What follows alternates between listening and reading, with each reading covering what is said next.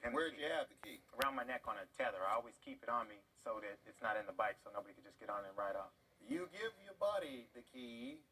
What's the next thing you hear about that particular quad runner?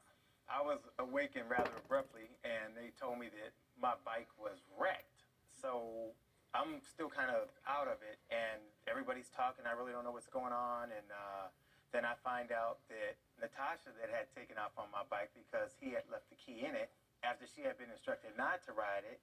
Now, over here, what happened to you? Why'd you take this? Well,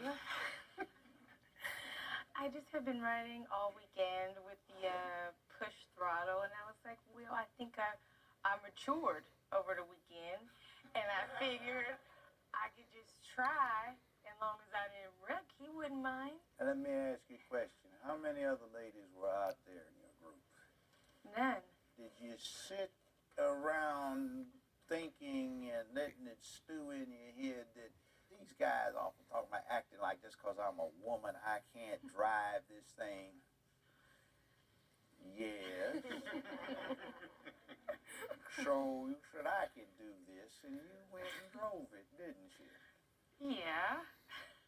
But for the most part, I had it under control, and I totally had forgotten that all the power is now in my wrist. It's not in the thumb. Yes, not a push button for the thumb. And so it kind of just took off from underneath. And as you did the wheelie, you added more power to it because you went back, rolled the throttle back, and there we go. But I maneuvered through the campsite pretty well until the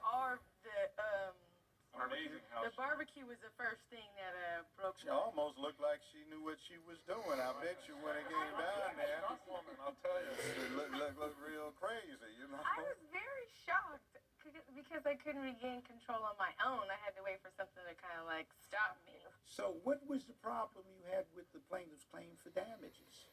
Well, initially when we were kind of going back and forth trying to get everything settled, the only thing that he told me an estimate for that day was the surfboard, and he told me $600. $600, that's not unreasonable for a board. No, not at all. And he was like, it's not fixable, you have to replace it. Judge Joe Brown makes his ruling.